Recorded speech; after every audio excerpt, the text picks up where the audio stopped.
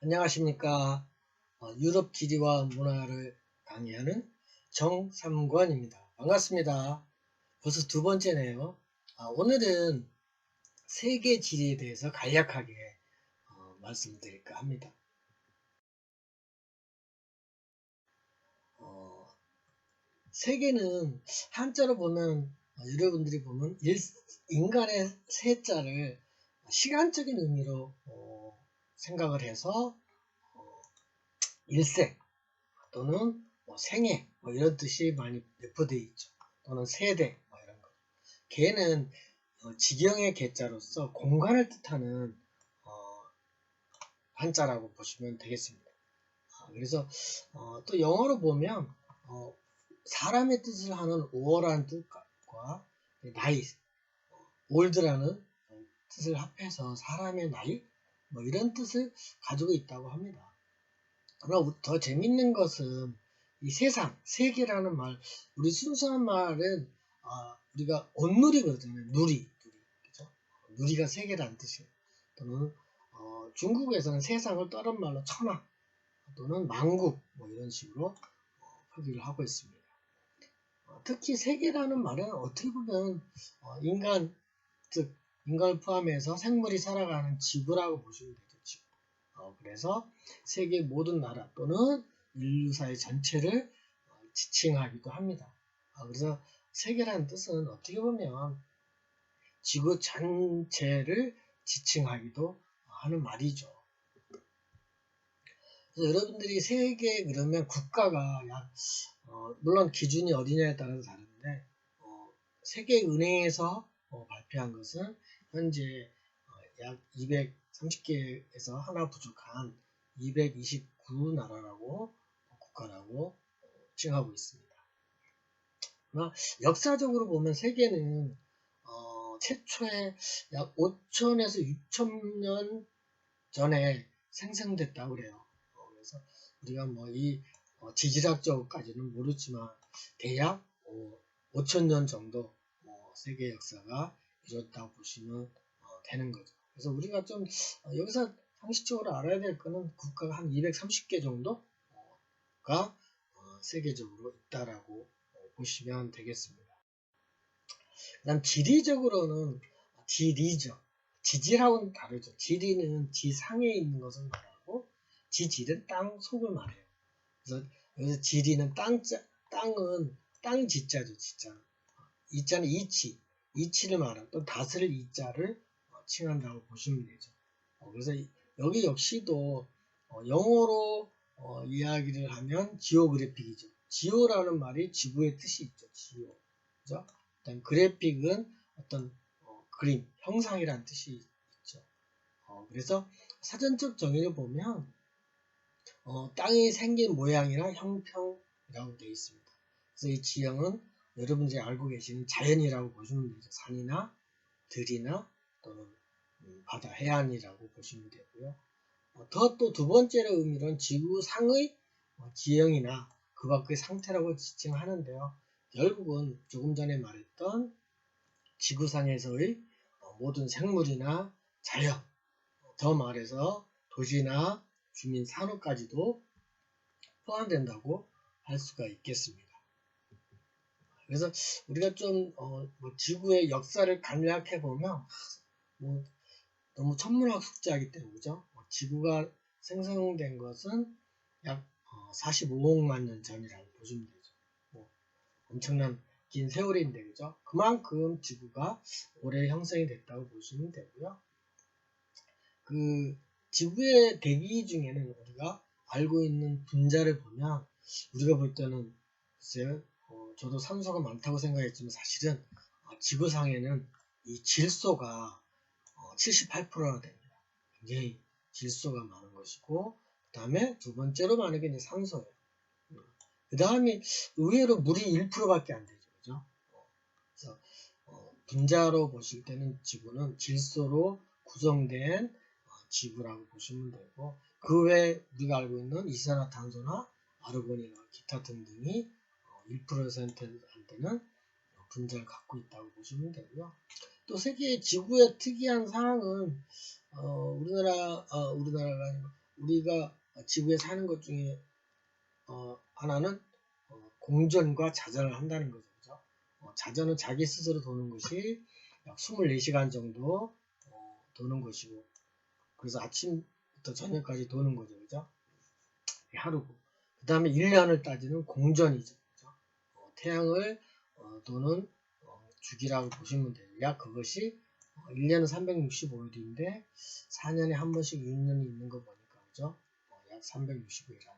그래서 이렇게 지구는 자전을 하기도 하면서 태양을 유지하여 공전한다고 여러분들이 보시면 되겠죠. 그 다음에 우리가 세계를 위치로 봤을 때 어떻게 보느냐 하면 세 가지로 나눌 수 있습니다. 첫 번째는 이제 절대적 위치, 즉 수리적 위치, 산술적인 위치, 동서남북 또는 경도, 위도를 나타내는 지도라고 보시면 되죠. 두 번째는 이제 상대적인 것이 아닌 지리적인 위치가 어디에 따라서, 그러니까 우리가 이래서 산맥은 태백산은 어디에 있고, 그렇죠? 동해는 어디가 있고 서해는 어디가 있다, 이런 지리적 위치가 있는 반면에 경도와 유도를 나타내는 절대 위치가 아닌 상대적 위치. 이래서 우리나라는, 대한민국은 어디에, 이래서 중국의 동쪽에 있다, 이렇게 말할 수도 있죠. 그죠? 그래서 상대적인 위치와 절대적인 위치, 그 다음에 지리적인 위치, 세 가지로 위치를 표현한다고 보시면 되죠. 그럼 뭐 여러분들이 상식적으로 다 아는 문제니까, 그죠? 그래서 왜냐하면 이 지리적 위치는 여러분들이 어느 국가를 위치를 지정할 적에 대부분이 수리적 위치는 지도를 볼 때 나타내는 거죠.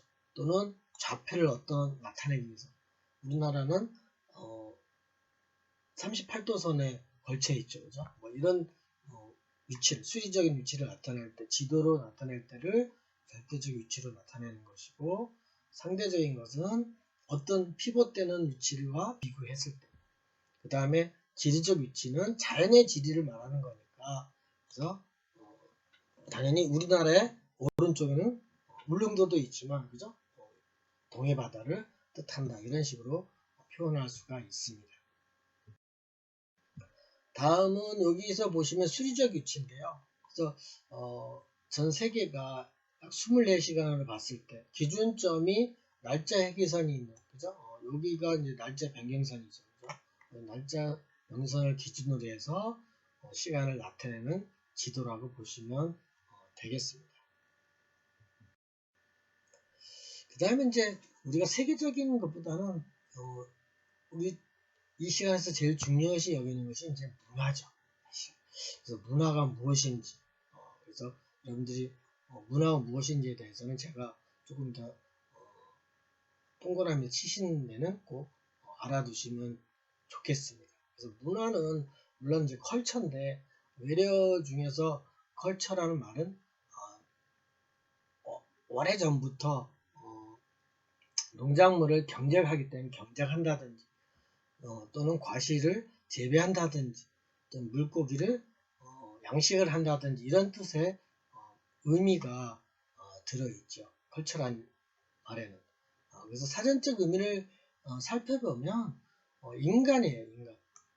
문화는 인간이 포함이 돼야 돼요. 즉 다시 말해서 사람들이 살아가면서 만들어 놓은 삶의 양식이나 표현의 체계라고 보시면 돼요. 그래서 문화라는 거는 이따가 좀 이따 말씀드리겠죠. 반대어는, 문화의 반대는 뭐예요? 자연이죠. 그죠? 지구 스스로가 자연스럽게 만들어내는 산이나 숲, 또는 바다, 강 등이 나타내는 것을 말하죠. 그래서 문화라는 것은, 우리가 문화다 그러면 인간, 이렇게 생각하시면 돼요. 자연이다 그러면 인간이 아닌 천체적으로 일어난 것이라고 보시면 되죠. 그래서 좀 자세히 보면 문화라는 것은 어떤 이런 지리적인 것도 있지만 언어적으로 문화를 나타낼 수도 있죠. 뭐 한자어권 뭐 이런 식으로 나눌 수가 있죠. 또는 예술, 전통적인 예술에 대해서, 또는 종교적인 것, 또는 도덕적인 것, 그죠? 또는 어떤 제도에 대한 이런 것들에 의해서 인간의 구분할 수도 있는 거죠. 그래서 우리가 문화에 또 유사한 말로 보면 문명이란 말도 있죠. 문명, 그죠? 그 다음에 또 유사한 말 역사. 문명은 어떻게 보면 역사죠. 과거의 문화를 갖고 있는 것들은 다 역사라고 보시면 되는 거죠. 그래서 우리가 자연에서 역사라는 말은 잘 안 쓰죠. 그래서 인간이 고대 그리스부터 중세, 현대까지 오기까지의 흐름 같은 것들을 이제 역사라고 보시는 거죠. 그래서 요거 조금 이따가 다시 더 자세히 다루기로 하고요. 그래서 문화의 특징은 인간이 살아가는 생활 양식, 삶의 양식이라고 그랬잖아요. 그래서 그렇기 때문에 공통성을 보면 서로가 단체로서 공유를 하는 거죠. 그렇잖아요. 한국 사람끼리 같은 문화에서 공유를 하는 것이고, 두 번째는 이 문화라는 것은 어떻게 보면 학습에 의해서 완성된 거죠. 그렇죠? 러닝을 통해서 부모는 또 자식을 가르치고 또 자식은 그 자식을 가르쳐서 형성된 인간의 표현 체계라고 보시면 되는 거죠. 그 다음에 학습을 통해서 이제 축적된 삶의 형태라고 보시면 되죠. 그 다음에 물론 아까 문화란 공유도 하지만 그로 인해서 서로 상호 관계를 유지하는 데 나타난 표현법이라고 보시면 되죠.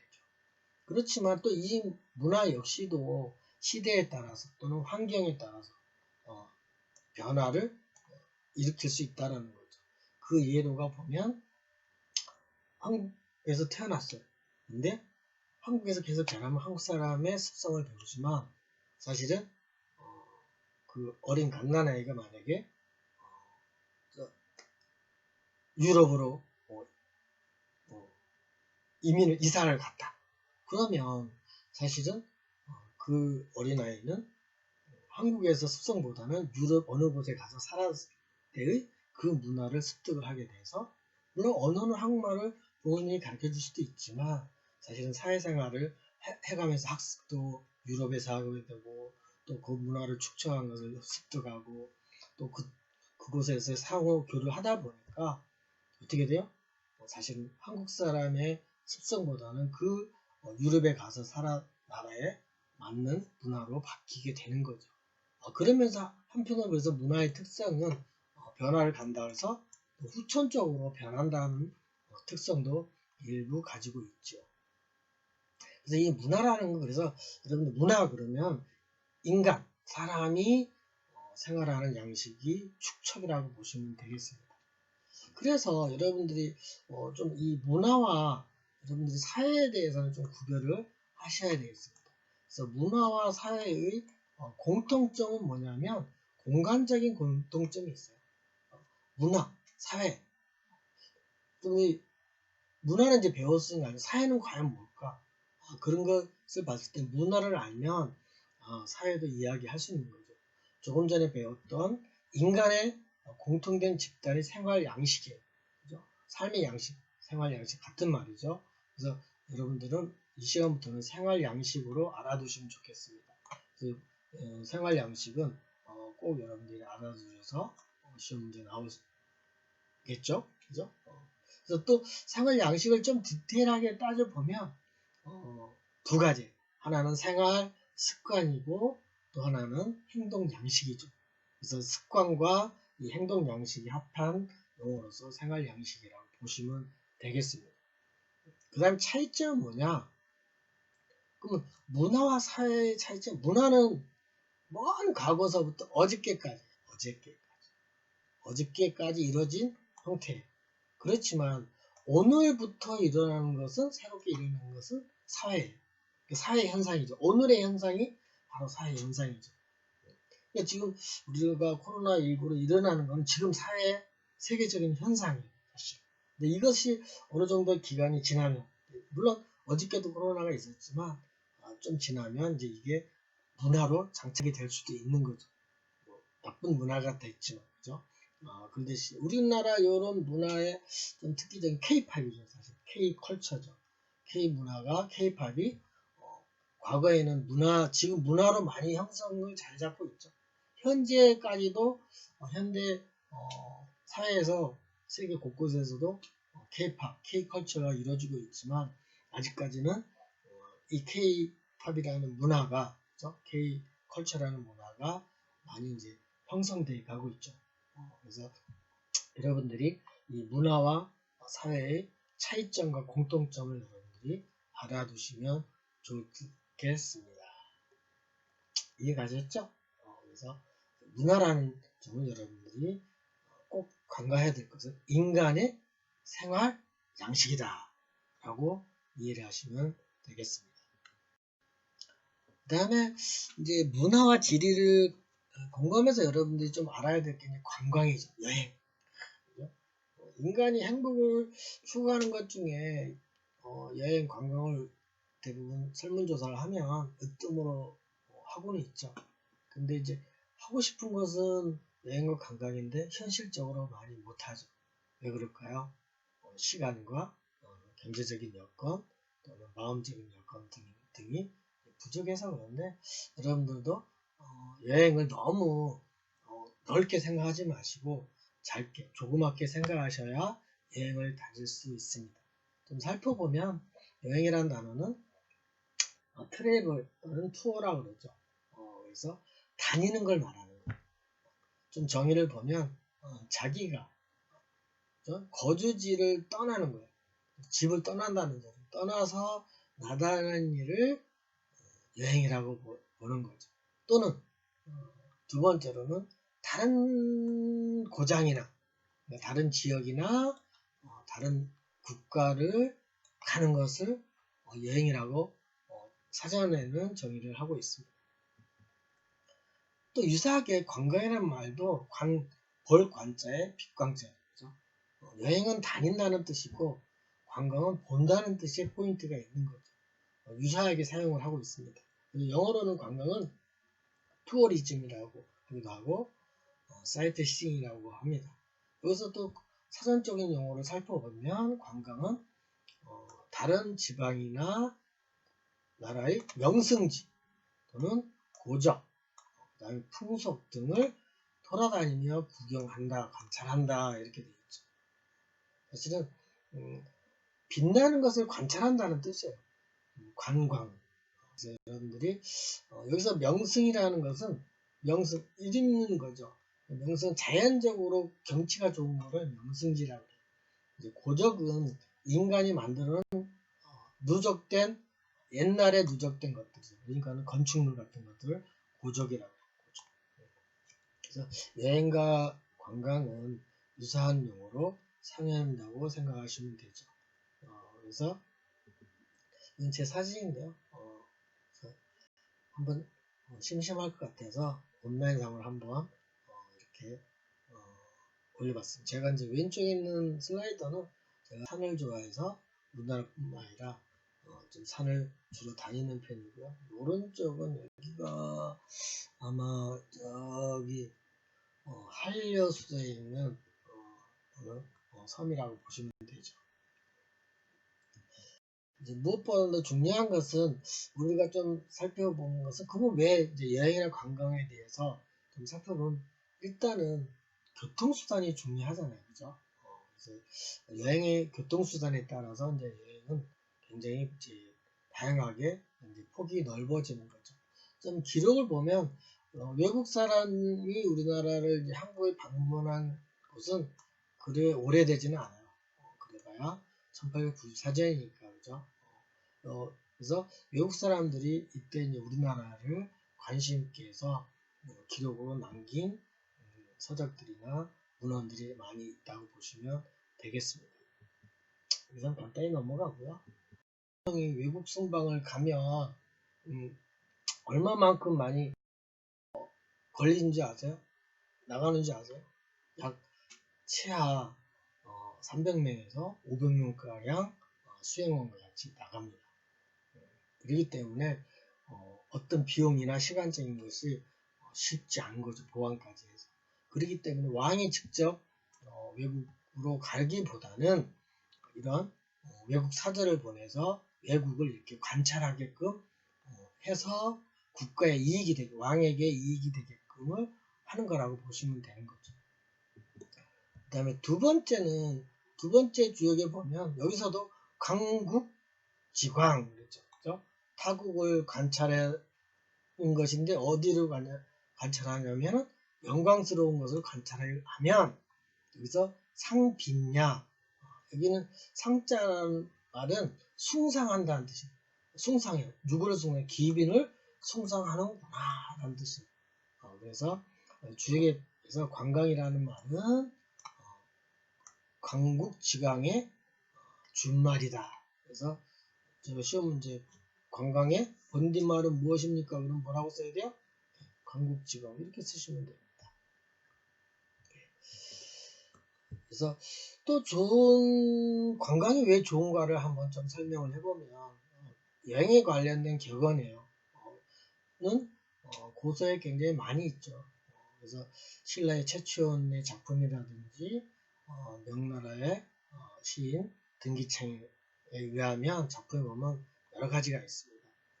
그래서 여기도 좀 한자가 좀 옆에 한글로 제가 번역을 해놨으니까 읽어보시면 동만권서 그러니까 만권이라는 뜻이에요. 만권의 서적을 읽고 독서를 하면 독파를 하면 만리길을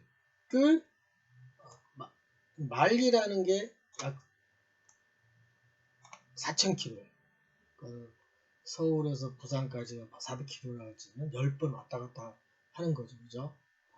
그만큼 왜냐면 이렇게 걸어서 수행을 하면 굉장히 뭐랄까 카타르시스도 생기고 어려운 것도 도행을 하면서 어려운 일도 생기고 좋은 일도 생김으로써 인생살이의 맛을 본다는 거죠.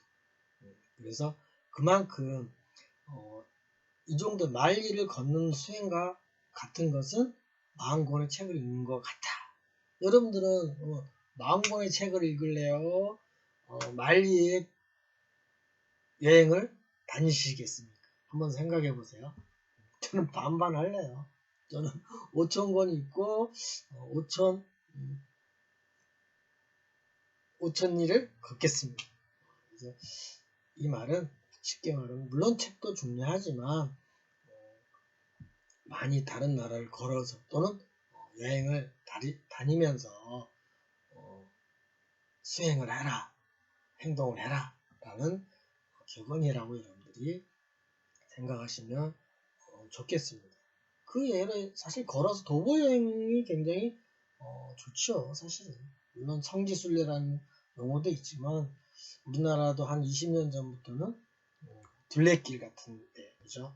부모님들이나 어르신들이 심한 데를 걷지 않고도 이렇게 둘레길을 향해서 건강관리를 할 수 있다는 게 참 좋죠. 즉 다시 말해서 아까도 말했지만 사람이 하는 거는 문화예요. 그죠? 책을 읽는 거는 문화를 여행하는 거예요. 어떻게 보면. 근데 자연을 걷는 것은 둘레길을 간다든지 강가를 걷는다든지 산을 걷는다든지 이런 것들은 자연을 관광하는 거예요. 그래서 여러분들은 어떻게 보면 젊으시니까 너무 책만 좋아하지 마시고 자연도 좀 좋아하세요. 그래서 이 자연과 문화에 둘 다 할 수 있는 관광을 여러분들이 선택하시는 것이 지혜로운 삶이라고 보시면 되겠습니다. 그래서 여러분들이 쉽게 말해서 인간답게 산다는 말은 뭐예요? 인간의 답을 구한다는 뜻이에요. 반대로 말하면 인간의 답을 구하려면 인간의 향기를 맡으라는 거예요. 그 향기는 책 속에도 있고 어디도 있어요? 예, 자연 만물에도 있다는 것을 기억해 주시기 바랍니다. 그래서 여러분들은 좀 관광이라는 것을 가까운 데에 걷는 것도 관광이에요. 지금 말해서 그래서 여러분들이 학교에 오는 것도 물론 차를 타고 오시는 것도 중요하지만 잠깐 걸어오면서 교문서부터 학교 교실까지 들어오면서 좀 여유를 갖고 관광한다는 마음으로 차분하게 걸으시면 그것 또한 짧은 도보여행이라고 생각하시면 좋겠습니다. 제가 좀 억지로 그랬나요? 그렇지 않습니다. 이렇게 여행이라고 생각하는 것은 자기가 생각의 나름입니다. 그래서 왜 그러면 여행이란 목적, 즉 관광이란 목적을 지금 이제 설명해 드리려고 합니다. 관광의 목적은 크게 이 세 가지로 구분할 수가 있습니다. 첫 번째는 지식을 얻는 거예요. 지식. 어떤 지식이냐면 자국에 대한 아니 타국에 대한 지식을 얻는 거예요. 사실. 그렇잖아요. 타 고향. 만약에 내가 여러분들이 집에서 출발해서 학교로 왔잖아요. 그죠? 뭐 학교가 어디에 있어요? 성남에 있잖아요. 그죠? 이 성남에는 유명한 유적지가 있죠. 학교 옆에 남한산성이라는 유명한 유적지가 있어요. 사실 외국 사람들은 일부러 그거 보러 오는데 그죠? 그러니까 어떻게 보면 남한산성에 대한 지식을 얻으러 가는 거예요. 그죠? 그러니까 4년 동안 학교 다니면서 남한산성 한 번이라도 가보세요. 굉장히 좋은 유적지입니다. 그래서 이런 타국이나 타 지역에 대한 향에 대한 지식을 얻는 거고요. 그 다음 두 번째는 그럼 여행을 갔더니 여러분들이 여행을 꼭 가보시면 생각나는 게 뭐예요? 저녁에? 물론 친구도 생각나고 또 부모님도 생각나고 교수님이 생각날 일은 없죠. 그죠? 하지만 내가 좋아하는 그죠? 사회적으로 공감이 가는 이런 사람들이 생각이 나죠. 그래서 여러분들이 외국 나가서 한국 사람을 본다든지 또는 한국 나라는 사람을 만났다든지 하면 정말 반갑죠. 사실. 사람을 안 만나도 여기서 길에 어느 호텔 앞에 만국기 안에 우리나라 태국기가 보이면 감동 먹어요. 사실. 그러다 보니까 우리나라가 소중하다는 것을 알게 되죠. 뭐 애국심까지는 안 생겨도 우리 집에 우리 부모님이 참 소중하구나 하는 것. 또는 우리나라에 여러분들 여행 다녀보시면 우리나라처럼 냉수를 먹는 나라가 그렇게 많지 않아요. 그래서 유럽 가시면은 그래서 와인이나 맥주 먹어요. 물이 더 비싸요, 사실은. 그만큼 우리나라의 문화가 좋은 거죠. 감사하죠, 사실. 그래서 이 두 가지는 타국 여러분들 일반적으로 여행 간다 그러면 다른 국가를 관찰하고 관광하는 거예요, 사실은. 그렇지만 사실은 마지막에 세 번째는 뭐냐면 또 다른 나를 발견하는 거예요. 또 다른 쓰리북을 발견하는 거예요. 여러분들은 자기를 발견해야 돼요. 그러니까 외국 가서 관찰 다 하고 이러면서 그래서 여러분들은 부탁드리고 싶은 거는 외국 가서 여행을 하셨으면 저녁이든 좋고요. 아니면 새벽이든 잠깐 10분 동안 오늘 여행했던 것 또는 어저께 여행했던 것을 짤막하게 글을 쓰세요. 그게 중요해요. 그래서 여러분들이 나는 무엇을 느꼈는가 느낀 점을 간략하게 깊게 쓰지 마세요. 그래서 간략하게 써서 돌아오신 다음에 이제 한국에서 전반적으로 기획문을 간단하게 쓰시면 얻는 것이 더 2배, 3배 됩니다. 그래서 이 관광의 목적은 이 세 가지가 있습니다. 그래서 여기에 대한 관광의 목적은 굉장히 원래는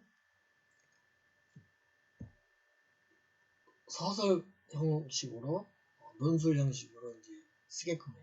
그러니까 여행 목적을 메슬로 5단계와 같이 올려서 작성하시오. 이렇게 되어 굉장히 문제가 크면 그렇지만 또 객관식으로 나오면은 관광의 목적 세 가지를 가로놓기가 나올 수도 있어요. 그래서 보시면 되고요. 그래서 이 관광의 목적은 세 가지인데 이걸 여러분들이 알고 계시는 메슬로우의 심리적인 5단계설과 연결을 해보면 그러니까 여러분들이 타국에 가서 여행을 한다는 말은 그 나라에 가서 제일 중요한 게 뭐예요? 사실은 호텔이죠. 그죠? 호텔. 안전해야 되고 내가 의식주 그죠? 내가 가서 잠자고 먹는 것이 굉장히 중요하게 안전돼야만 가게 되고요. 또는 다른 지방도 마찬가지죠. 그래서 여러분들이 이런 메슬로 5단계에서 기본적인 물리적인 생리적인 욕구가 만족이 돼야 되고 그 다음에 두 번째는 안전해야 되죠. 그죠? 지금 요즘에 코로나19 때문에 불안하니까, 그죠? 2번이에요. 세프티가 안 되니까 여행을 못 가는 거죠. 두 번째는 자국을 사랑한다는 말은 어떻게 보면 내가 소속한, 그죠? 가족, 직장, 또는 동아리, 학교, 이런 것들에 대한 욕구가 나름대로 자기한테 사랑을 느끼는 거죠. 그럼으로써 그 지역의 또 국가에 대한 존경, 부모님에 대한 존경 있어야 돼요. 그죠? 사실 여러분들이 물론 위인을 존경하는 것도 중요하지만 존중은 해야 돼요. 부모님에 대한 존중, 그죠? 또 친구에 대한 존중, 사랑하는 사람과의 존중, 이런 것들은 배우셔야 됩니다. 왜? 여행 가면 다 배워요. 그런 거 자연히 배워요. 됐어요? 그러니까 그 문화가 다름을 인정을 해야지, 그죠? 그걸 다름을 인정하지 않으면 여행이 재미가 없어요. 자연히 재밌게 돼요. 그러다 보면 이 두 가지가, 첫 번째와 두 번째가 서로 알고 관찰해서 익히게 되면, 체험이 되면 결국은 갖게 돼요. 또 다른 자아를 반성을 하게 돼요. 여러분들이 왜 여행을 하다가 이렇게 또 그 나라에서 멈추는 사람도 간혹 없잖아요, 있죠. 그것은 뭐냐면, 물론 그 타국이 멋있어서 또 좋아서도 있지만, 사실은 그 지역을 방문함으로써 내 마음이 행복해지기 때문에라고 볼 수 있는 거죠. 즉, 자기가 갖고 있는 자아 실현을, 즉, 내가 여기서 나름대로 성장한다라고 생각해서 그렇죠. 그러나 사실은 그것보다는 우리나라가 더 좋다고 여러분들이 생각하셔야 되는 게 맞습니다.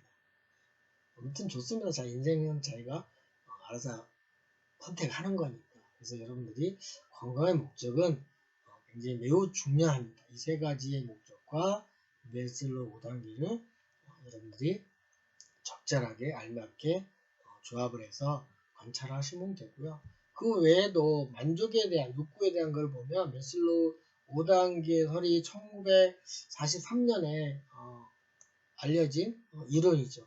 하지만 그 외에도 여러 가지 이론들이 발전이 됐고, 또 다른 사람들 역시도 이런 만족에 대한, 욕구에 대한 이론이 있으니까, 이건 추가로 여러분들이 관련 있게 관심 있는 사람들은 더 심도 있게 공부를 하시면 좋겠습니다. 그래서 저하고는 관광의 목적과 메슬로우 5단계를 잘 응용해서 이해해줘서 정리를 해 놓으시면 여러분들이 시험 보는데 또는 이론을 제시하는데 큰 문제가 없을 거라고 봅니다.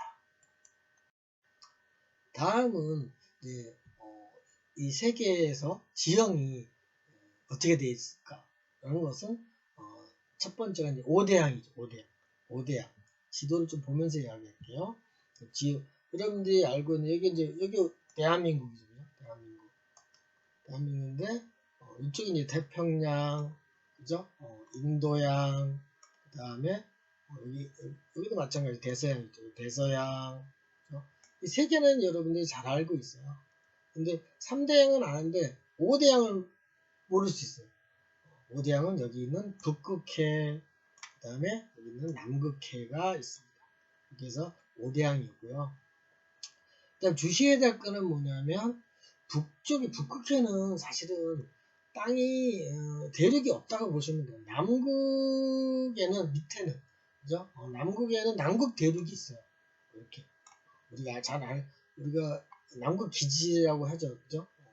세종 기지. 그래서 추운 지방이, 북극 대륙은 없어요. 그래서 그것만 여러분들이 참고하시고, 그래서 우리가 5대양 6대주 그러면은, 그죠? 아시아, 그 다음에 유럽, 우리가 배우는 유럽, 그 다음에 아프리카, 그 다음에 북아메리카, 남아메리카, 그 다음에 마지막으로 오세아니아.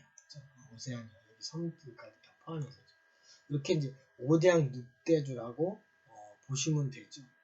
근데 이제 재밌는 게, 사실은 여러분들 여기서 지도를 보면서 재밌어야 되는 게 뭐냐면, 유럽과 아시아는 사실은 분리가 안 돼 있죠. 그죠? 그걸 이제 궁금히 여기셔야 돼요. 사실은 아메리카와 북아메리카, 남아메리카 여기 약간 운하가 스웨즈 운하가 있지만 분리되어 있고요. 여기도 분리되어 있습니다. 아프리카도 사실은. 여기도 물론 당연히 오세아니아는 섬들로 있으니까 근데 유럽과 아시아는 구분이 지리적으로는 안 돼 있어요. 그럼 뭘로 구분이 될까요? 이렇게 나누는 것은 이거는 이제 문화로 나눕니다. 그렇게 이해하시면 되겠습니다. 그래서 여러분들 5대양 6대도 가끔 물어봐요. 그래서 가로넣기 식으로 나오니까 여러분들이 참고하시고요.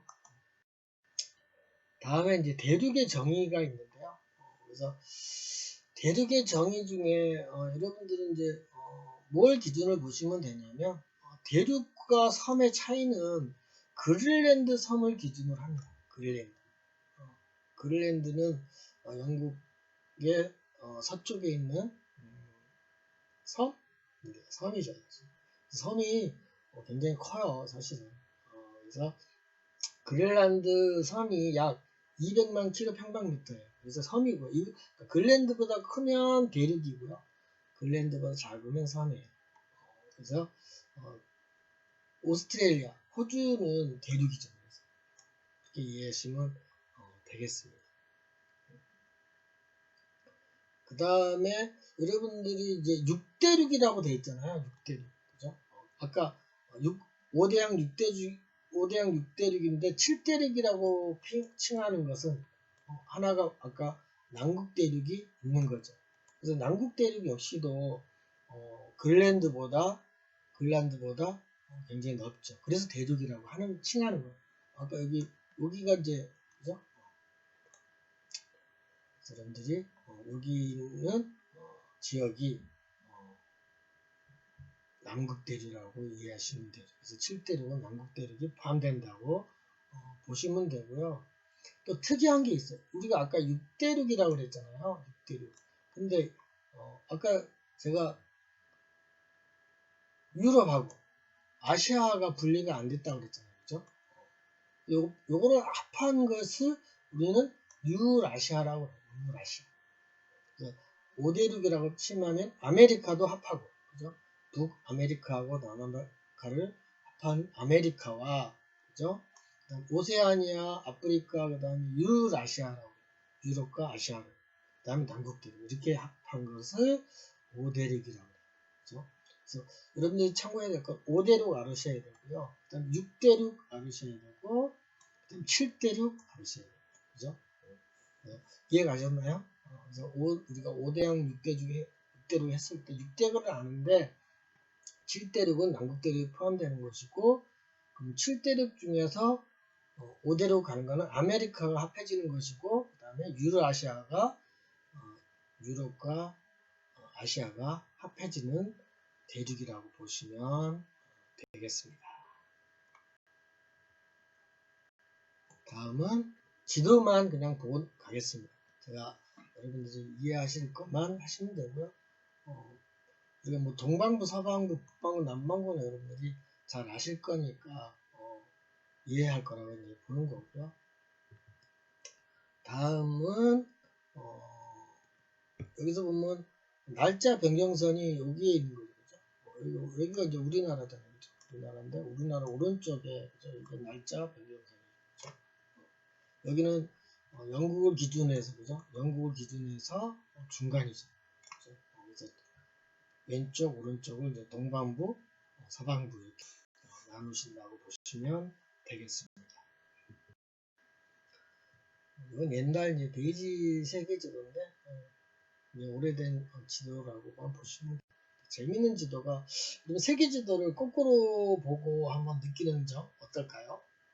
이거는 오스트레일리아 이제 메가더 장군이 만든 제안한 지도인 거죠. 그러니까 해군에서 보는 바다는 이렇게 반대로 놓고 본대요. 그로 인해서 우리나라 해양수산부에서도 이렇게 지도를 반대로 놓고 관찰을 한답니다.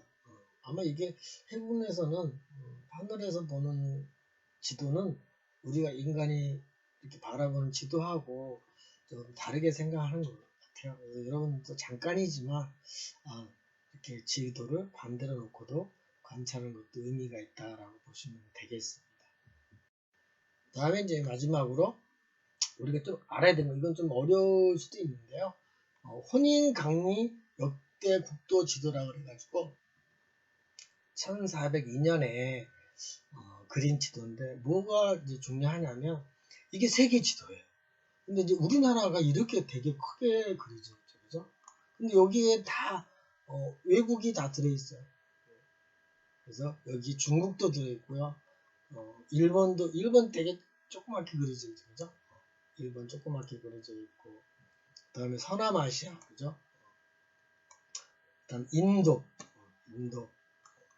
이런 식으로 이제 세계 지도를 그렸다는 것이 중요한데 이거는 일본 지도나 우리나라 지도, 조선 지도, 그 다음에 청준 혼일 강리도 또는 중국의 성교 광피도 이 지도들을 참고해서 그린 거라고 보시면 되겠죠. 그래서 굉장히 유명한 지도 중에 하나입니다. 이거는 시험 문제 안 낼 테니까 너무 외우려고는 하지 마시고요. 참고하시기 바랍니다. 그래서 오늘 여러분들하고 문화란 무엇이고, 그죠? 그 다음에 관광의 목적 3가지, 그 다음에 메슬로우의 5단계설과 어떻게 관광의 목적을 가지시는 게 중요한지를 알아봤고, 그 다음에 이제 우리가 다음 시간에는 세계에 대해서 더 디테일하게 인구는 어느 정도 되는지를 살펴보겠습니다. 다음 시간에 만나요. 수고하셨습니다. 감사합니다.